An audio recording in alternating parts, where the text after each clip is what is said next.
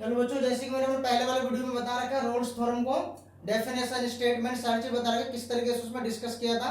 ठीक है, अब आता है हमारे पास है एक्सरसाइज 5.8 चैप्टर 5 का फर्स्ट क्वेश्चन मैंने इससे पिछले वाले वीडियो में मैंने बता रखा है।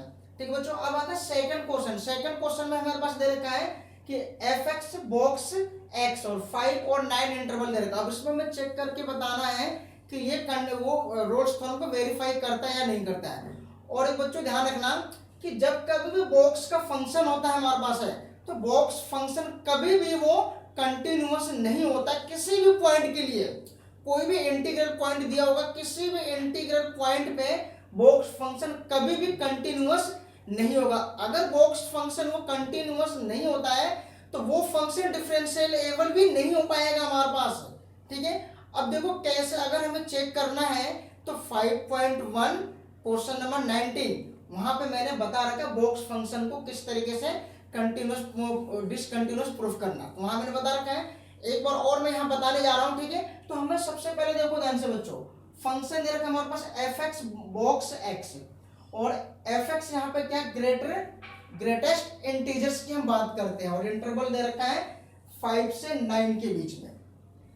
तो मैंने यहाँ पे क्या किया, एक वैल्यू ले लिया मैंने, x को लेट कर लिया 7, इस इंटरवल में से कोई से भी एक वैल्यू लेट कर लिया 5 और 9 के बीच में।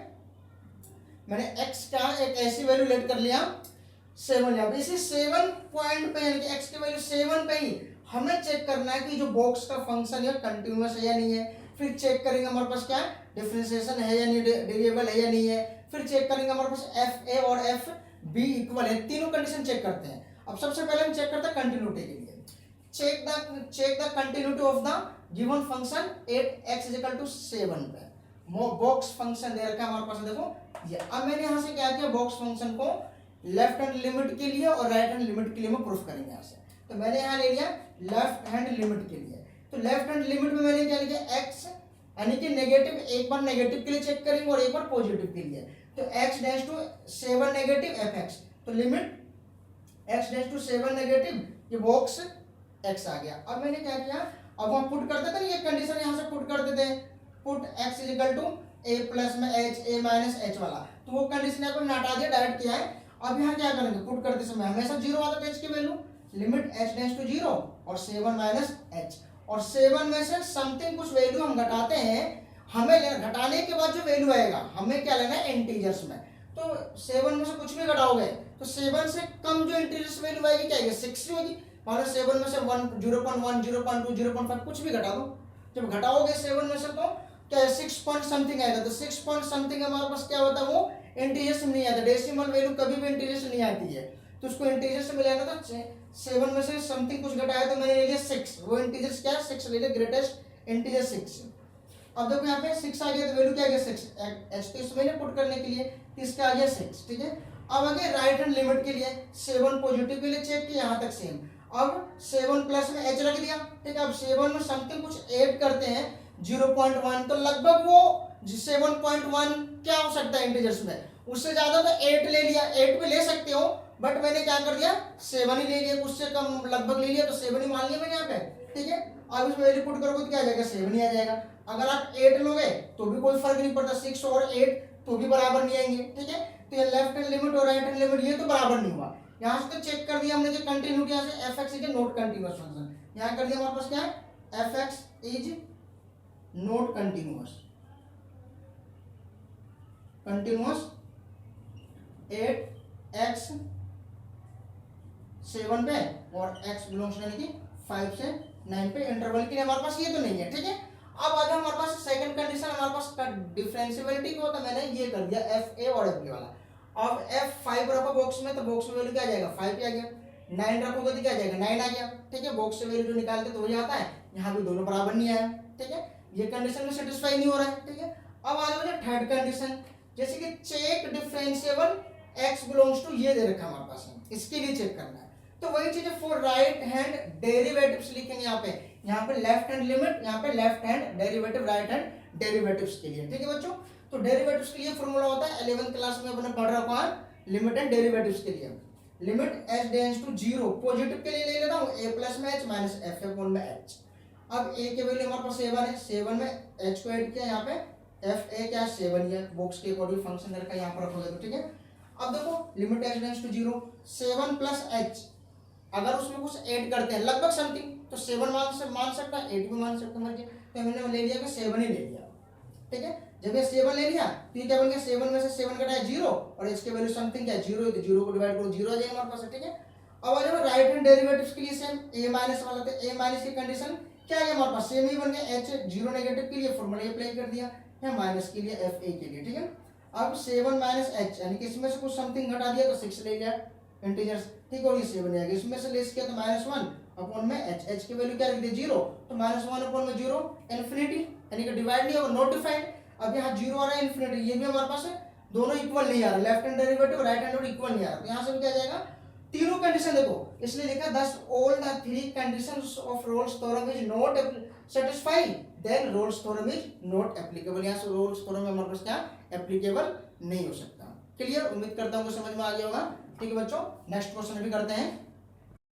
नेक्स्ट क्वेश्चन बच्चों सेकंड का हमारे पास क्या क्वेश्चन नंबर सेकंड का सेकंड पार्ट सेम दे रखा है, f x equal to box x और इंटरवल दे रखा है -2 से 2। सेम प्रोसेस इसी तरीके से ये सेकंड पार्ट भी होगा, उम्मीद करते हैं इसको अपना ट्राई करने निकल जाएगा, ठीक है। सेकंड का थर्ड पार्ट बच्चों क्वेश्चन दे रखा है f x equal to x square minus 1 on interval 1 से 2। हमें चेक करना भाई रोल्स थ्योरम के लिए, तो देखो बच्चों ध्यान से, सबसे पहले फर्स्ट पॉइंट फंक्शन हमारे पास क्या है, पोलिनोमियल फंक्शन है, तो F x is polynomial function, F x is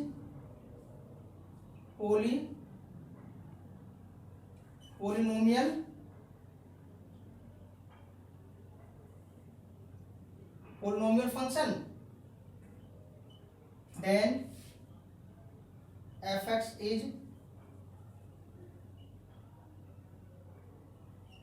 continuous on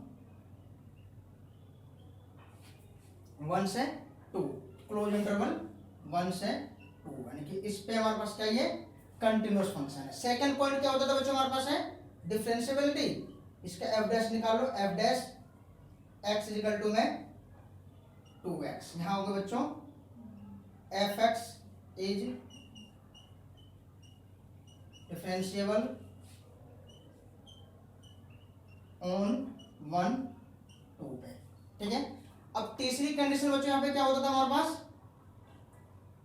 F A और एफ बी ये इक्वल होता था, यहाँ ए की वैल्यू में क्या ले लूं, ए दे रखा और बी की वैल्यू क्या दे रखा, तो अब इसमें वैल्यू रखो f1 और f2, क्या जाएगा 1 का स्क्वायर